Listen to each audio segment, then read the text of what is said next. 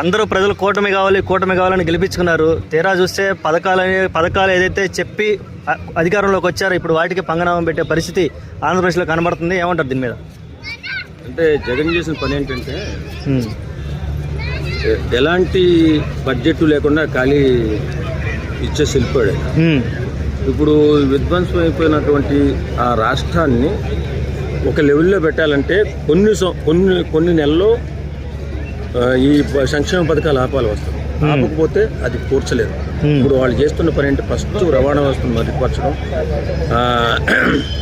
ఇది ఈ ఫ్యాక్టరీలు ఐటీ కంపెనీలు తీసుకురావడం ఈ ప్రయత్నంలో ఉన్నారు.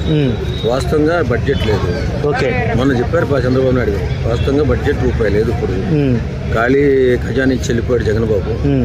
ఇప్పుడు దాన్ని అంతా పూడ్చుకుని మెల్లిగా ప్రవేశపెడతాం, తొందరలోనే ప్రవేశపెడతాం అని చెప్తున్నారు. ఎంత సీనియారిటీ ఉన్న చంద్రబాబు నాయుడు గారికి బడ్జెట్ లేదు అనే విషయం తెలిసే కదా పథకాలు ఇచ్చారు. మరి వాటిని అధిగమించి ఇస్తారు, ఖచ్చితంగా చేస్తారు. చేయకపోతే పవన్ కళ్యాణ్ ఊరుకోడు.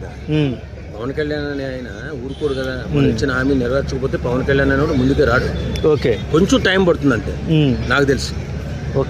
అంటే చేస్తారు కానీ ప్రజెంట్ లేవంటారు. ప్రజెంట్ లేవు. నెక్స్ట్ ఇయర్ నుంచి ఇంప్లిమెంటేషన్ అవుతుందేమో అని ఆశిస్తున్నాం. ఎలా ఉంది సార్ అమరావతి నిర్మాణం? ముందుకెళ్ళిద్దా? పోలవరం పూర్తయిద్దా? అసలు ఈసారి అన్న ఏమనుకుంటున్నారు మీరు? ఖచ్చితంగా పూర్తవుతుంది. పూర్తవకపోతే చంద్రబాబు నాయుడు లాస్ట్ ఎన్నికలు అయ్యాయి. అంటే ఇప్పటికే ప్రజల మనోభావాలతో ఆడుకుంటున్నారు. అది పూర్తి చేస్తాం, ఇది పూర్తి చేస్తామని. మళ్ళీ అదే రిపీట్ అయిద్దా? మళ్ళీ ప్రజలు మోసపోతారా అనేది ఒక... ప్రజలు మోసపోరండి. ప్రజలు ఎలా మోసపోతారు? ఆయన చేయకపోతే ఆయన దించేసి మళ్ళీ ఇంకో నెక్కిస్తారు.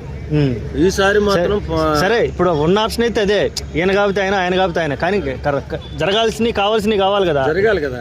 జరుగుతుంది, కంపల్సరీ జరుగుతుంది. 100% చంద్రబాబు నాయుడు గారు ఈ 5 సంవత్సరాల్లో అద్భుతమైన రాష్ట్రంగా తీర్చిదిద్దుతారు. ఇది మాత్రం నేను నమ్ముతున్న విషయం. ఓకే అండి. Thank you.